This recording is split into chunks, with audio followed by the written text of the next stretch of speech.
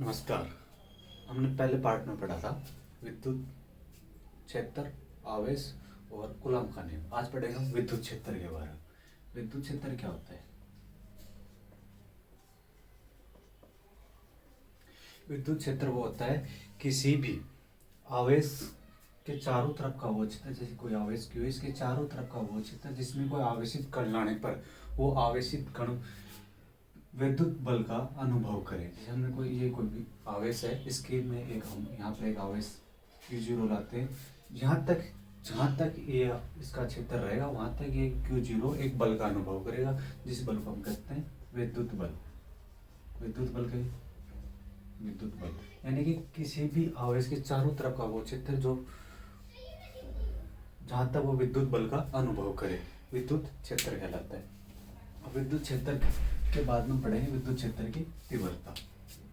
विद्युत क्षेत्र की तीव्रता, जैसे अभी कोई आवेश है Q, इसके चारों तरफ का वो क्षेत्र जहाँ विद्युत क्षेत्र, हम इसमें कोई आवेश Q0 लेके आते हैं, तो Q0 पर में जो विद्युत क्षेत्र की तीव्रता होगी, एक दूसरे को आकर्षित प्रतिकर्षित करने की तीव्रता होगी। तो ये तीव्रता क्या होती है? तीव्रता होती है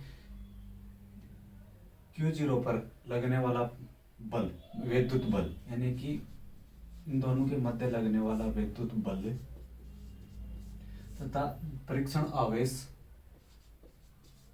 जो हमने परीक्षण आवेश लिया था, वो विद्युत क्षेत्र की तीव्रता होगी। इसे लिखते हैं तो एक विद्युत क्षेत्र की तीव्रता हो जाएगी विद्युत बल, दोनों आवेशों के मध्य लगने वाला विद्युत बल तथा परीक्षण आवेश का अनुपात। विद्युत बल तथा परीक्षण आवेश का अनुपात विद्युत क्षेत्र की तीव्रता कहलाती है। विद्युत क्षेत्र की तीव्रता की और समझते, विद्युत क्षेत्र की तीव्रता क्या होगी? विद्युत क्षेत्र की तीव्रता को इसे लिखते हैं दोनों के मध्य लगने वाला विद्युत बल तथा आवेश का मान। हम विद्युत क्षेत्र की तीव्रता की हम आवेश Q0 ले रहे हैं, तो दोनों के मध्य लगने वाला विद्युत बल तथा आवेश का अनुपात विद्युत क्षेत्र की तीव्रता कहलाती है। हम विद्युत क्षेत्र की तीव्रता को समझने के लिए कोई बिंदु ए है जिस पर हमने एक आवेश Q0 रखा है, इससे r दूरी पर कोई दूसरा बिंदु B है जहां पर हमने एक परीक्षण आवेश Q0 लेकर आते हैं। तो इन दोनों के मध्य विद्युत क्षेत्र की तीव्रता ज्ञात करनी है। इन दोनों के मध्य, तो पहले Q तथा Q0 के मध्य लगने वाला विद्युत बल,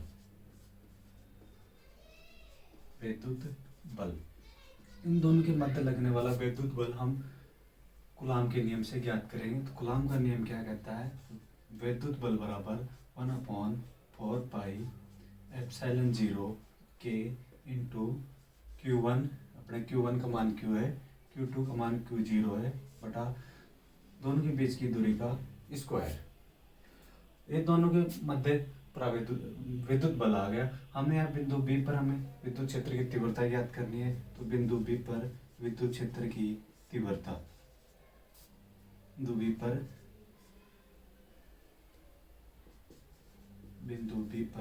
विद्युत क्षेत्र की तीव्रता,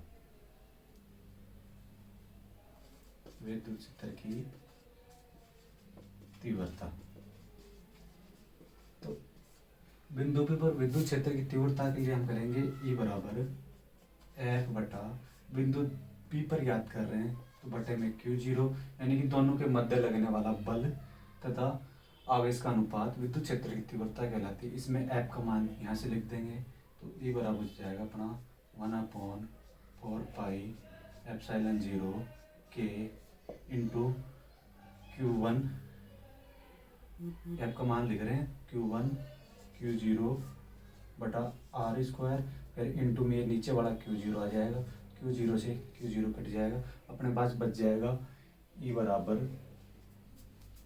1/4πε0 K इंटू Q बटा r²।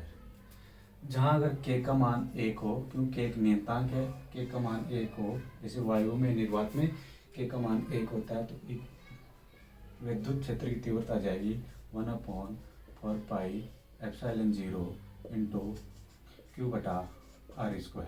ये क्या हुई? ये अपने पास आएगा किसी एकांक बिंदु पर, किसी एकांक बिंदु पर विद्युत क्षेत्र की तीव्रता। ये क्या आ गया अपने पास, किसी एकांक बिंदु आवेश पर, आवेश पर विद्युत क्षेत्र की तीव्रता। एक बार फिर से देख लें, किसी एकांक बिंदु आवेश पर विद्युत क्षेत्र की तीव्रता ज्ञात करने के लिए हमने माना एक बिंदु है ए, जिस पर हमने एक आवेश Q0 है, इससे r दूरी पर एक बिंदु B है जिस पर हमने परीक्षण आवेश Q0 रखा है। तो इन दोनों के आवेशों के मध्य लगने वाला विद्युत बल हो जाएगा F बराबर 1/4 pi epsilon 0 K into Q0 बटा R स्क्वायर। ये हमने कूलाम के नियम से लिया। बी बिंदु पर हमें विद्युत क्षेत्र की तीव्रता ज्ञात करनी है। हमने एकांक बिंदु पर विद्युत क्षेत्र की तीव्रता ज्ञात करनी है, तो बी बिंदु पर विद्युत क्षेत्र की तीव्रता हो जाएगी E बराबर F बटा Q0। यहाँ पर हम F का मान रख देंगे, तो E बराबर 1/4 pi epsilon 0 into K into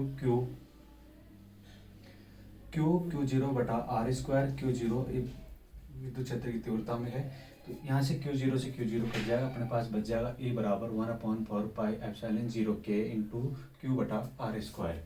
यदि R K का मान 1 हो, क्योंकि एक नियतांक है, नियतांक में ये वायु में और निर्वात में इसका मान 1 होता है, वायु और निर्वात में इसका मान 1 होता है। अगर K का मान 1 हो तो विद्युत क्षेत्र की तीव्रता आ जाएगी E बराबर 1/4 पाई एप्सिलॉन 0 K Q बटा R स्क्वायर। यह आ गई विद्युत क्षेत्र की तीव्रता। अब हम ज्ञात पढ़ेंगे विद्युत द्विध्रुव। विद्युत द्विध्रुव। अब विद्युत द्विध्रुव क्या होता है? विद्युत द्विध्रुव होता है कि समान आवेश परंतु समान तथा विपरीत आवेश एक निश्चित दूरी पर होने पर, एक कोई बिंदु O है, इससे L दूरी पर एक आवेश धनावेश समान आवेश तथा समान दूरी पर रखे एक बिंदु है, ये ऋणावेश। समान आवेश तथा समान दूरी पर रखे आवेशों के ऐसे युग्म को विद्युत द्विध्रुव कहते हैं। ये कोई दो आवेश हैं जिनके बीच की दूरी 2L है तथा इन दोनों आवेशों की प्रकृति विपरीत है तथा आवेशों का आवेश समान है। एक आवेश धनावेश है, एक ऋणावेश है। आवेशों का मान समान है लेकिन बीच की दूरी 2L है और दोनों विपरीत आवेश हैं। तो ऐसे युग्म को हम कहेंगे विद्युत द्विध्रुव। जैसे H2O के अणु, NH3 के अणु आदि। तो विद्युत द्विध्रुव कैसे कहेंगे? समान तथा विपरीत आवेशों के युग्म को हम विद्युत द्विध्रुव कहते हैं। अब विद्युत द्विध्रुव के बाद में पढ़ेंगे विद्युत द्विध्रुव आघूर्ण। विद्युत द्विध्रुव आघूर्ण। तो विद्युत द्विध्रुव क्या होता है? विद्युत द्विध्रुव होता है कि कोई भी समान दूरी पर रखे दो आवेश, जैसे मध्य बिंदु O है, इसे L दूरी पर एक धनावेश रखा हुआ है, इसे L दूरी पर दूसरा ऋणावेश है। आवेश की प्रकृति अलग अलग है, इन दोनों के बीच की कुल दूरी होगी 2L। तो विद्युत द्विध्रुव आघूर्ण क्या कहता है कि इन दोनों के मध्य लगने वाला बल, इन दोनों के मध्य द्विध्रुव आघूर्ण क्या कहता है कि इन दोनों के एक दूसरे का गुणनफल, दोनों का गुणनफल विद्युत द्विध्रुव आघूर्ण की विपरीत आवेश एक दूसरे को अपनी तरफ आकर्षित करते हैं। एक विद्युत द्विध्रुव आघूर्ण जिनकी प्रकृति विपरीत हो तथा बीच की दूरी L हो, दोनों की अलग अलग 2L हो गई, तो विद्युत ये तो हो गया विद्युत द्विध्रुव। विद्युत द्विध्रुव आघूर्ण क्या कहता है? विद्युत द्विध्रुव आघूर्ण ये कहता है कि विद्युत के आवेश तथा बीच की दूरी का गुणनफल, विद्युत आवेश तथा बीच की दूरी का गुणनफल विद्युत द्विध्रुव आघूर्ण कहलाता है। और विद्युत द्विध्रुव आघूर्ण को हम ρ से लिखते हैं। तो इन दोनों के बीच की दूरी तथा आवेश का गुणनफल, तो आवेश क्या है इसका Q, बीच की दूरी क्या हो गई 2L, ये क्या हो गई विद्युत द्विध्रुव आघूर्ण। विद्युत द्विध्रुव आघूर्ण। विद्युत द्विध्रुव आघूर्ण क्या हो गया कि दोनों आवेश, एक आवेश का गुणनफल, आवेश तथा बीच की दूरी का गुणनफल क्या कहलाता है? विद्युत द्विध्रुव आघूर्ण। विद्युत द्विध्रुव आघूर्ण क्या कहलाता है? आवेश तथा बीच की दूरी का गुणनफल विद्युत द्विध्रुव आघूर्ण कहलाता है। इसको हम विद्युत द्विध्रुव आघूर्ण को रो से लिखते हैं। किससे? रो से लिखते हैं। रो बराबर Q इंटू 2L। ये हो गया अपना रो, विद्युत द्विध्रुव आघूर्ण। विद्युत द्विध्रुव आघूर्ण क्या है? विद्युत द्विध्रुव आघूर्ण एक सदिश राशि है। क्या है? विद्युत द्विध्रुव आघूर्ण एक सदिश राशि है। एक सदिश राशि है।